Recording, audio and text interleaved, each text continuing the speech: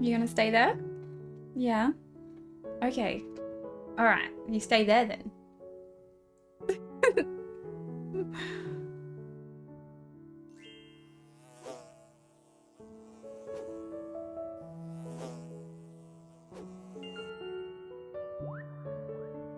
Hi, it's Jacqueline or Galactica, and Marty has joined us apparently.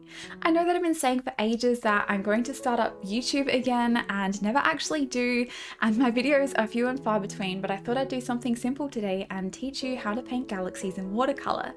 I know I've been saying this for ages and I have all these tutorials planned and never actually do them, but I thought maybe if I start getting into the groove, I will start to add that into my regular schedule and hopefully we'll have more regular uploads.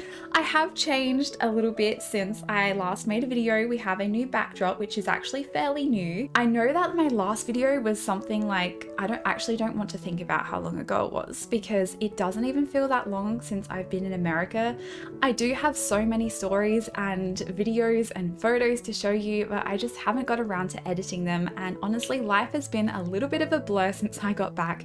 It seriously doesn't feel like that long since I've been back, but apparently it has been quite a while. But I will get around to updating you on all of that in a nice one video space.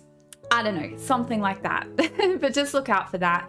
Until then, I will do some little tutorials. I will tell you everything that you need. Painting galaxies in watercolor was actually one of the very first things that I learned how to do. I did a tutorial by a girl called Emma Witt, who had a website. I think back then it was called the Watercolor Academy, but it is now called Paint Wild. I will link it in the description box below if you wanted to check it out.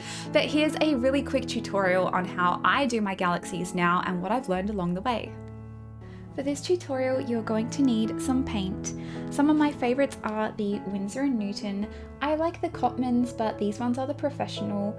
You will want to go for a cool blue and a cool red color. This one is Permanent Rose and this one is Winsor Blue. If you're looking for more of a traditional type of like the blue, purple, pink galaxies, which appear a lot in my pieces, but you can make your galaxies any color that you want. It's just the same technique. I will be using the pink and the blue though. These ones are Schminky, and I really like the vibrancy of the Schminky paints. I will leave a link to Jackson's Art Supplies in the description below. I am affiliated, so I will get a benefit if you use the link, but they sell Schminky paints to Australia, which is fantastic. You will also need some brushes. I would want a thicker brush for bigger surface areas if you're doing quite a large galaxy, but typically my pieces will use a brush maybe around this size for the majority of it, including the galaxy. I find that I can get a little bit more precision with the smaller brushes than I can with the bigger brushes, and the bigger brushes are there just to fill the surface area. You can also use this type of brush that has the water in the little handle here, but I find these are a little bit harder for me to control just because I'm used to using this style of brush. Arches is my favorite paper. You will need paper for this, and I would absolutely suggest you go for something that has a 300 GSM. You don't necessarily have to go for Arches, it's just my favorite, but I know that it's kind of expensive. I did start off with a very cheap watercolor brand. It was just from the local art store. I don't even know if they exist anymore. I think they went out of business. That was fine for what I was using it for and when I was learning and practicing how to do watercolor everything. So I didn't switch to Arches until quite some time into my watercolor journey. So it's okay, whatever paper you have is fine as long as it is 300 GSM, because you will be using quite a lot of water with this technique. Coming to the water, you'll want to have your water in a separate container than your drinking water. Please do not accidentally drink your paint water. You'll need a paper towel, and I like to use a plate or a surface that is white so I can see my watercolors without any kind of, contamination from any other color or any other shade.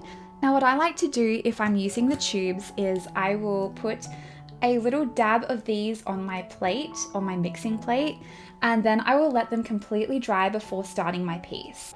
For this reason, I do prefer using the pans. It's definitely up to personal preference, but I'll be using these little pans for the duration of the tutorial just because it's easier for me, and I prefer these colors. I prefer the saturation of the Schminky paints over the Winsor & Newtons. They're both great brands, but I prefer these colors over those colors.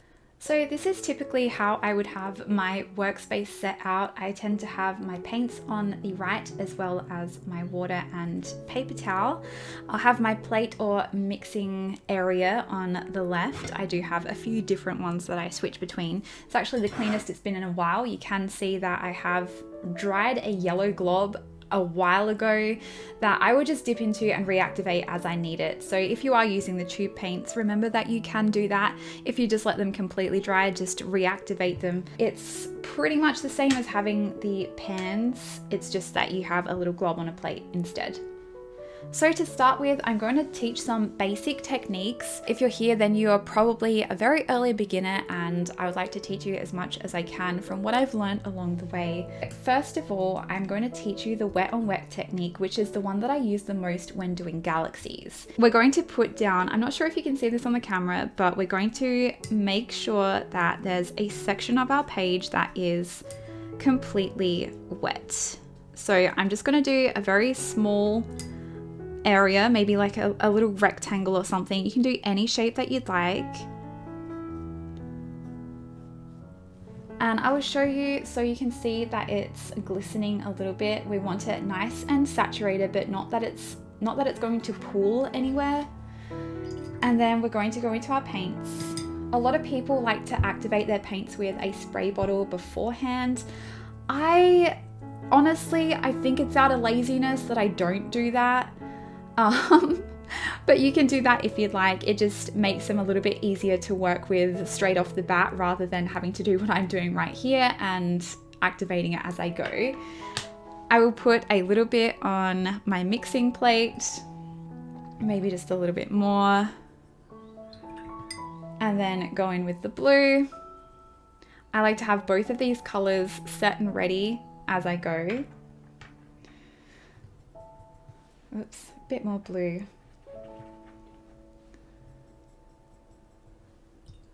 And we're going to make sure that our brush is nice and wet. So I'm going to go into my pink, and then I'm going to start dabbing in that little rectangle. Just random spots all over the rectangle. So this is called the wet on wet technique. Picked up a little bit more blue out of my pan because I felt like that maybe wouldn't be saturated enough.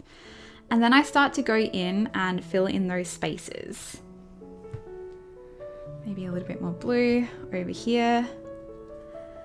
And then what we're going to do is we're going to take a little bit of both and we're going to blend it into like a nice little purple, and we're going to fill in the rest of the gaps. And this is the most basic way that I do galaxies. You can blend it a little bit more if you like by picking up a little bit of water. I tend to kind of squeegee the excess off of the side of my little water bowl here. And if I need a little extra off, I'll put it in my paper towel. But for this purpose, I need it a little bit more wet so I can blend it a little bit.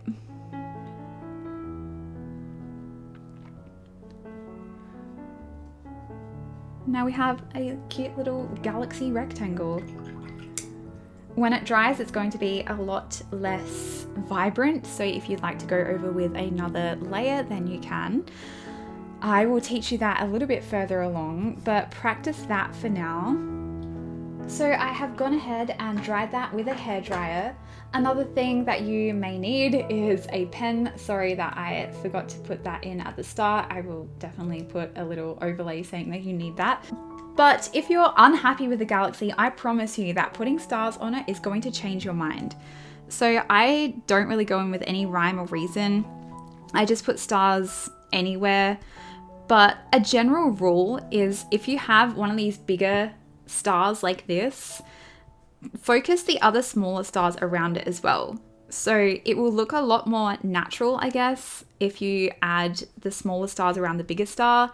Remember that bigger stars are going to let off more light, so you're going to see more visible smaller stars around it rather than in the middle of nowhere.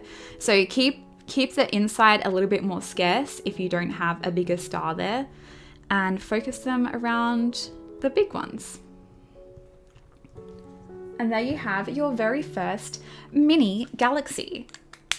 Obviously, adding those to a bigger piece is a little bit trickier because you have to take into account the surface area and making sure that your edges stay wet. One of the most important things with watercolor in general is making sure those edges stay wet so you don't get any weird lines or anything. But honestly, in galaxies, that can add stuff to it. So if you do have a little bit of a weird bloom or a little bit of a weird line, then you can just put it down to texture in the galaxy, just like how the Milky Way would look in our night sky.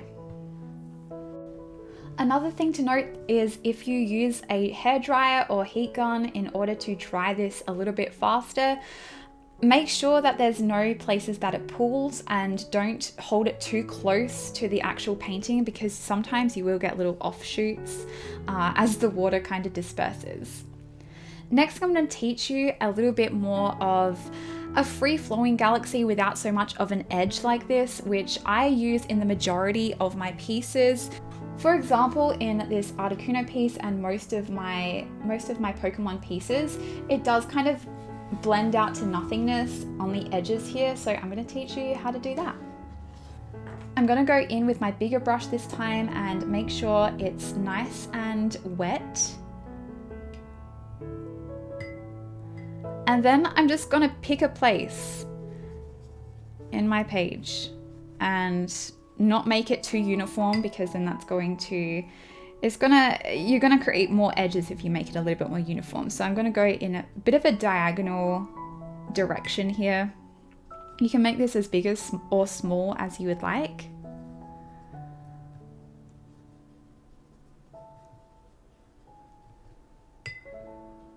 Just make sure that it's nice and saturated there, so you'll be able to see that shine. So I'm going to go in with my big brush.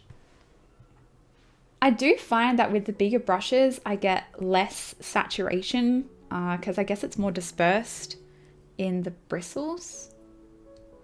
Making sure I'm picking up a lot of that pigment, putting it on the plate, washing my brush off a little bit, and then going into the pink.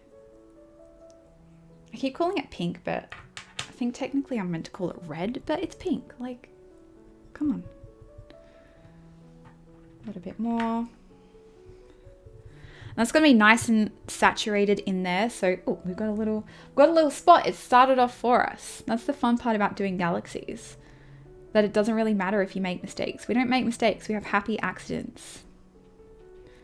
And again, we're just going to go in kind of wherever. Rinse it off a little bit, pick up the blue, and go in with the blue. And kind of following that same diagonal line. If you want it a little bit more saturated, go into your little pan again. Drop in more of that color. Honestly, galaxies are one of the easiest things to do and one of the most fun to do in watercolor. I'm very passionate about galaxies. They're so relaxing to paint. And again, picking up some more water and mixing those two. Your plate's going to look like an artwork in itself after finishing this. And honestly, I hardly ever wash my plates. That sounds gross. I wash my dinner plates, guys. It's my paint plates that I don't wash because I tend to reactivate things. If I've made this color and it's going to dry like that, then it's easy to go back in several days later if I want to use that color again and reactivate it. That's the fun of watercolor. Now I'm just kind of washing off my brush, drying it a little bit, and I'm going into these edges and almost like pushing in those lines that we made. So it's looking quite evenly dispersed at the moment. we're just going to make that fade happen. And pick up water as you need. Another tip is to have two different watercolor, two different water containers.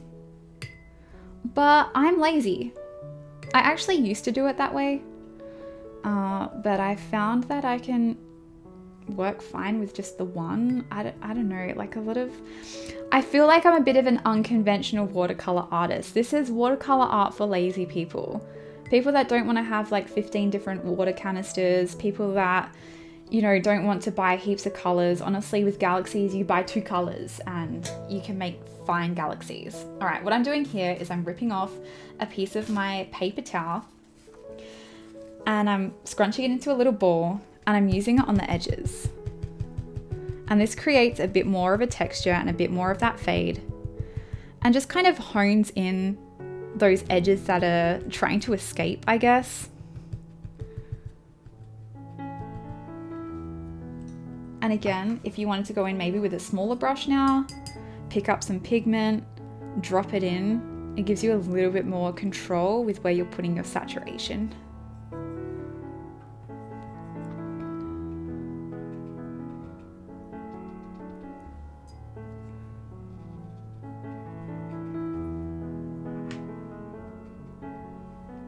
This is the most common technique that I'll use while doing galaxies.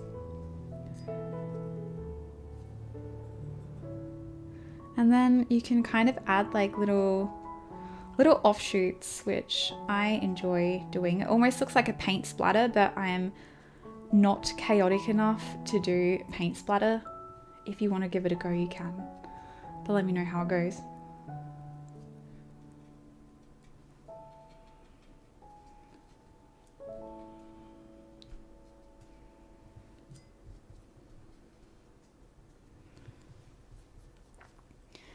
And there you have it. You can bring out your hairdryer at any time. If you do find that it is kind of seeping through, just bring it back in again. Just, I guess, dab a damp brush on those edges if you're finding that they're coming out too far and making too much of an edge. It's all about manipulating the paint to do what you want. So now that that's all dry, make sure that it's not damp to the touch at all. Otherwise your white pen or whatever you're using, you can use white ink if you'd like, you can use white acrylic, you can use white gouache. Although I do find that gouache sometimes needs a couple of layers to be as opaque as something like this or something like acrylic or ink.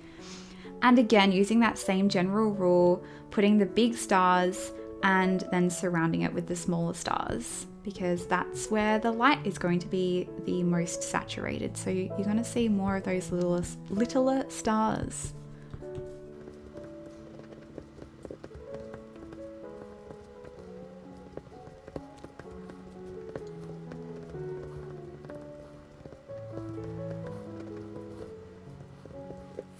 So now that I've got those stars on, it's looking like a pretty cool galaxy. Another cool technique is using the reverse technique of this.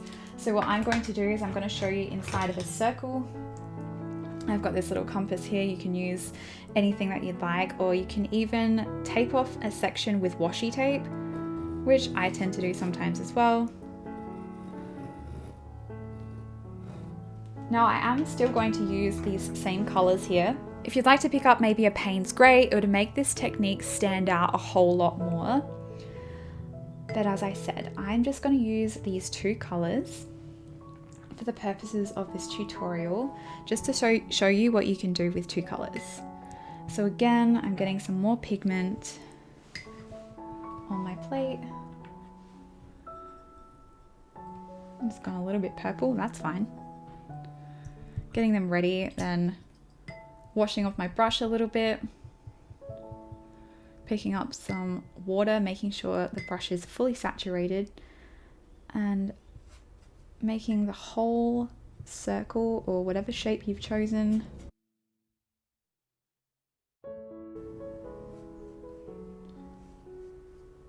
Making sure that it's all fully saturated.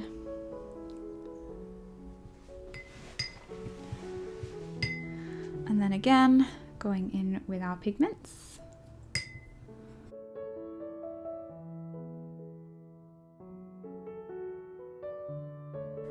And then what we want to start doing is maybe picking up some stuff in the middle, since we're going to do kind of a reverse galaxy.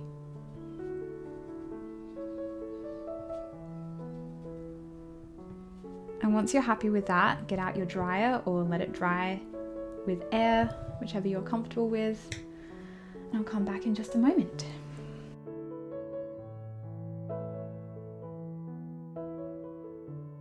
So now I'm going to go in with a dry technique, so a wet on dry technique, which just gives me a little bit more control with the saturation of the colors. So you can use whatever size paintbrush that you'd like.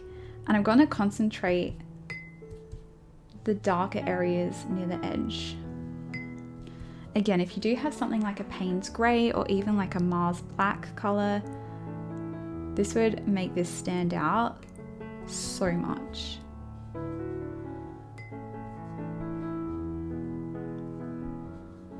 But this is a cool little tutorial if you only have a couple of colors. We're going to concentrate again around those edges.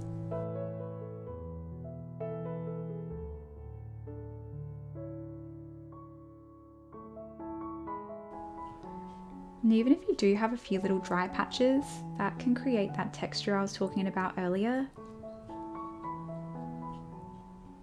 Just keep going until you're happy with the amount of saturation.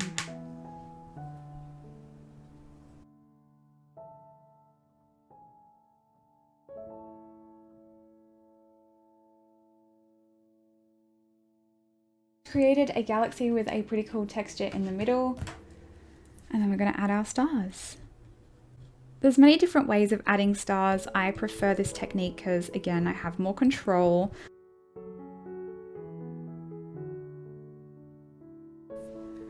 And there you go. Again, you can do this in any shape that you'd like. When I first started learning how to do galaxies, I was doing them inside of animal shapes. So I did different breeds of dogs. I did a cat one. I even did like a couple of Pokemon, I think, right at the start. And I was using the Payne's Grey technique, so they are a little bit darker around the edges, but you can use just these two colors to create something really, really cool. The last technique I'm going to show you is the galaxy writing technique, which is what I have behind me in my intro and outro. But if you wanted to write something up really quick, maybe, I don't know, something like galaxy. I think in the original tutorial that I did by Emma Witt, she did the word galaxy as well.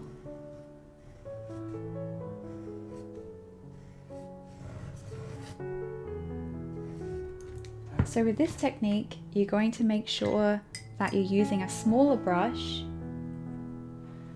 and getting your two colors down in your plate. We're not going to use wet on wet, we're going to use wet on dry here. And choose your color to start with and just kind of start going around. And if you are familiar with calligraphy, then always make the downstrokes the thicker ones. I'm going to pick up some water and go in with a different color and switch colors halfway through your stroke. And as I said, make sure the downstroke is the thicker one.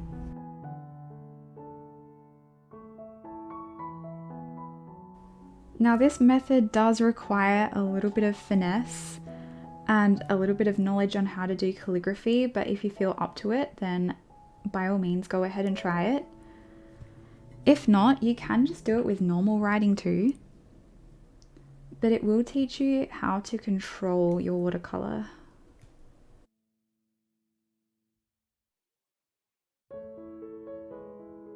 And then of course come in with your white. Now you don't want to fill up these little lines with stars because then it's going to look a little bit strange. So you just kind of scatter them around.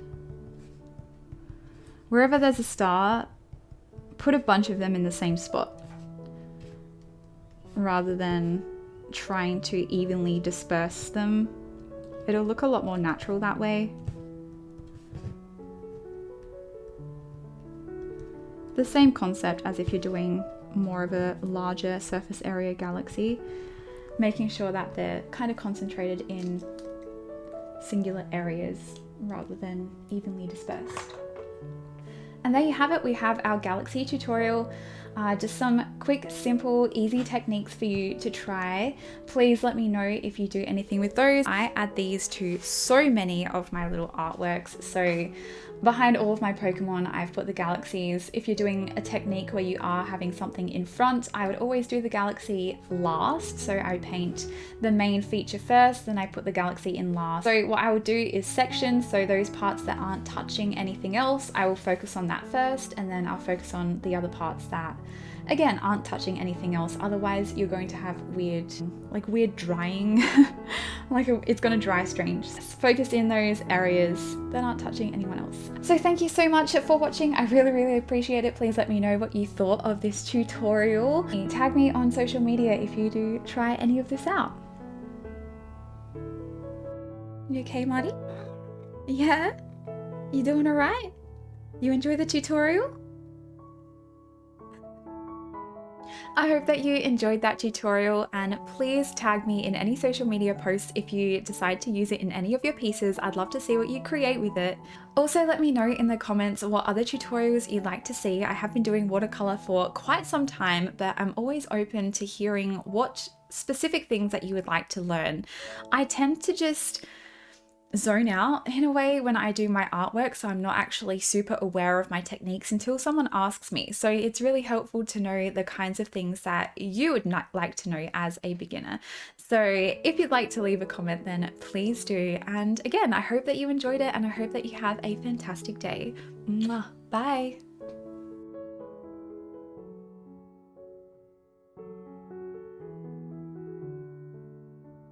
Oh, hi Marty.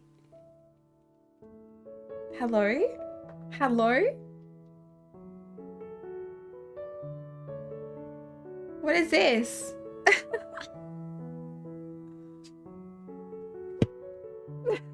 See ya.